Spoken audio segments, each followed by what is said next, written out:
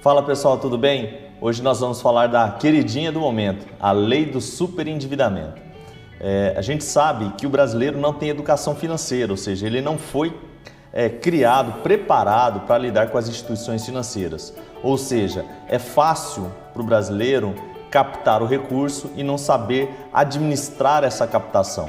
Então o endividamento ele acaba sendo uma consequência desse tipo de atitude, né? E as instituições bancárias, a gente sabe que o Brasil é o paraíso dos bancos, o paraíso do juro, elas também acabam por abusar dessa condição do consumidor, né? E a gente sabe que a oferta de crédito no Brasil ela é agressiva, principalmente na questão dos empréstimos consignados, onde o banco sabe que vai receber, então ele força bastante o endividamento das pessoas. Então, desde que foi aceito no Brasil, instituído o empréstimo consignado, esse tipo de empréstimo ele vem crescendo de forma assustadora, né? Então, a gente sabe que por ser um dinheiro fácil, as pessoas acabam optando por pegar esse tipo de empréstimo e sem pensar, né? Sem fazer um planejamento. E isso acaba por gerar um superendividamento, né? A gente analisa e vê as notícias e as últimas notícias demonstram que 77% das famílias brasileiras possuem problemas com dívidas, ou seja, o brasileiro, ele por natureza, por falta de conhecimento, ele vive endividado, né? E por conta dos abusos dos bancos, esse excesso de oferta de crédito, sem qualquer critério, sem orientação, isso acabou por gerar o superendividamento do consumidor, mesmo porque a gente sabe que os bancos nem sempre respeitam os limites legais, em especial aquele limite do endividamento, que são os 30% sobre a receita líquida, né? O salário líquido do trabalhador. Então, foi sancionado durante a pandemia a lei do superendividamento, que tem por objetivo evitar a exclusão social do consumidor. Por quê? Por conta de um empréstimo mal pensado ou de alguns empréstimos feitos ali por impulso ou por falta de orientação, né? Empréstimos feitos às vezes por própria pressão do banco ou empréstimos feitos sem um menor esclarecimento para o consumidor do que realmente estava acontecendo.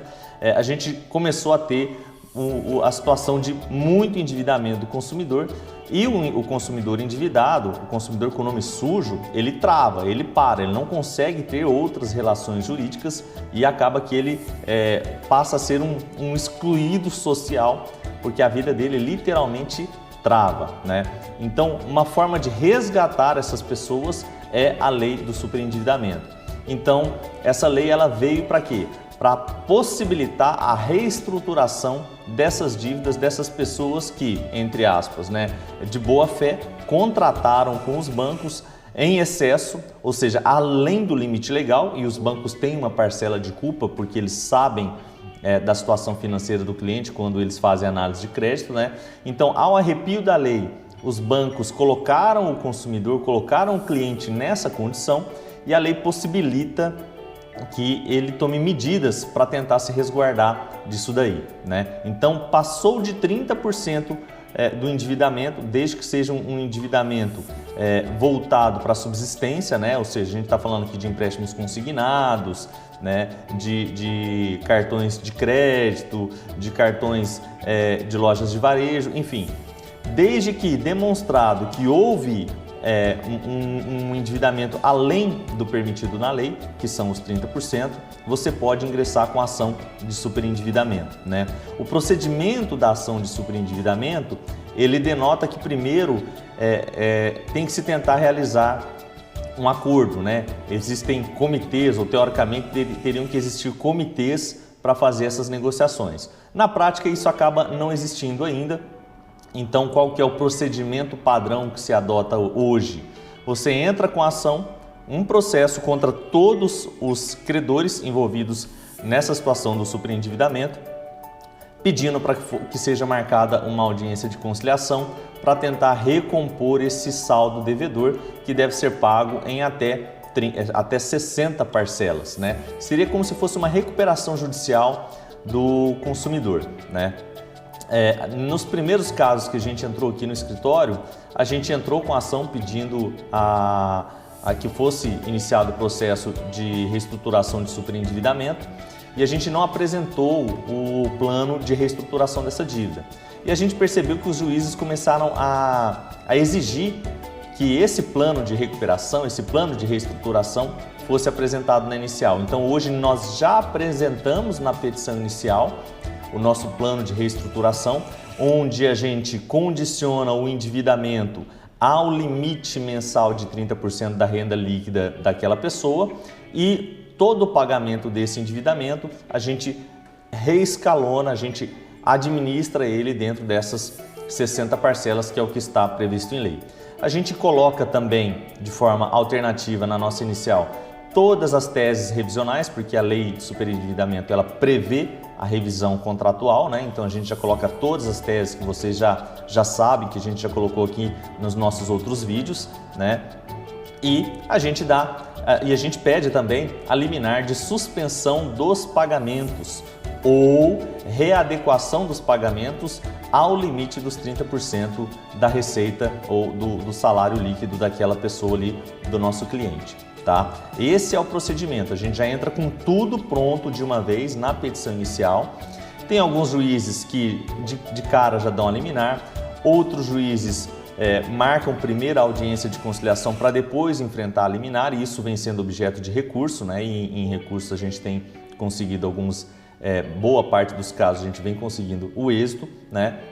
E aí na audiência é tentada a reestruturação. Caso essa reestruturação não ocorra na audiência, o processo segue para uma possível revisão dos juros, né? Mas o que eu já posso dizer para vocês por experiência é que os bancos vêm tentando recompor, reestruturar esse superendividamento dos clientes, né? Então hoje, quando a gente fala no direito bancário, na advocacia bancária, o campeão de audiência é o processo de superendividamento. Então a gente tem que se ater um pouquinho a esses detalhes, de colocar todas as dívidas dentro desse processo, de já fazer esse plano de reestruturação do endividamento na petição inicial. Isso é uma recomendação nossa, embora na lei conste que esse plano só seria apresentado caso não houvesse um acordo. A gente já antecipa tudo por conta de alguns comportamentos um pouco divergentes de alguns juízes. Como é uma lei nova, é natural que demore um pouco para que esse comportamento dos magistrados ou do judiciário ele fique uniforme, né? Então a gente opta por pecar por excesso de zelo do que pela falta de zelo. Por isso que a gente faz essas recomendações aí. Então, para a gente resumir, para concluir, a gente coloca todos os credores, a gente apresenta a proposta de reestruturação da dívida, adequando ela aos 30% da renda líquida, todo esse endividamento vai até os 60 meses, o que tiver fora, isso aí vai ficar como desconto para o cliente, né? A gente coloca todas as teses revisionais e a gente pede a liminar para suspensão integral dos pagamentos ou limitação da suspensão desses pagamentos até os 30% líquido, e além disso a gente pede também uma liminar para que não haja a restrição de crédito, né, para o cliente, ou seja, já que o objeto da ação é evitar a exclusão social, né, a gente coloca também essa situação de evitar a negativação do consumidor nesse tipo de processo, né? Então, faz a inicial, distribui e aí vão ter algumas variáveis dos juízes aí, né? E aí, dependendo da decisão que for proferida, vem o recurso, enfim, vem toda uma luta processual aí, mas a gente sabe que a tendência é reestruturar esse endividamento através de acordo. Beleza, pessoal? Hoje, o que a gente tinha para vocês era isso sobre a lei do superendividamento. Até o nosso próximo vídeo.